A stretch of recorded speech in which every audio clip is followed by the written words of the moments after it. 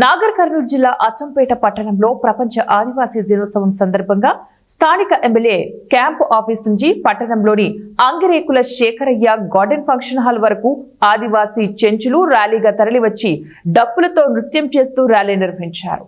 ఈ కార్యక్రమంలో ఐటీడీ అధికారులు, ఫారెస్ట్ అధికారులు, ఆదివాసీ చెంచు ఉద్యోగుల సంఘాల నాయకులు దాసరి నాగయ్య, దాసరి శ్రీనివాసులు, శంకరయ్య, దాసరి ప్రసాద్, కాట్రావత్ పద్మ, మాజీ ప్రజాప్రతినిధులు, ఆదివాసీ చెంచుల మహిళలు, యువకులు పెద్ద ఎత్తున పాల్గొన్నారు.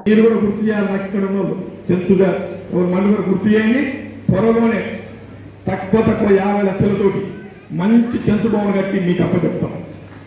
చెంచులో కూడా అన్ని రకాలుగా అందుబాటులో ఉండే విధంగా బిల్డింగ్ తయారు చేస్తాం.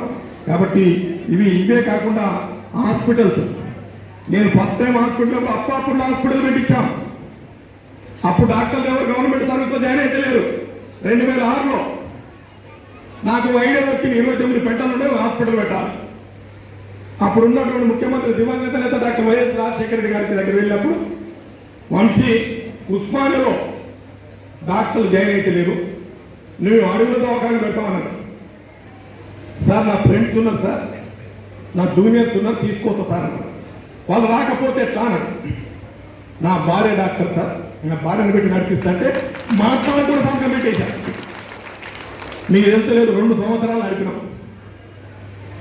నడుపుతుండే నా junior Warangal Kakatiya medical college తీసుకొస్తే అడిగిన కేసు అయింది. 4 రోజులు జైలు పోయిండు, పత్త లేకుండా డాక్టర్ పోయాడు, పత్త లేకుండా దవాఖాన పోయాడు. అందరితో ఆగలే, తీసుకొచ్చి ఇప్పుడు వటువల్ల పల్లెలు ఉన్న దవాఖాన నేను పెట్టించింది. అది ఒరిజినల్గా అప్పాపూర్ పెట్టే దవాఖాన. ఇప్పుడు కూడా అప్పాపూర్లో వీలుంటే బస్తీ దవాఖాన పెడతాం. ఆ పెట్టలకంతా కూడా అక్కడే ఒక డాక్టర్ ఈ విధంగా బస్తీ దవాఖాన పెట్టాలని ప్లాన్ చేస్తున్నాం.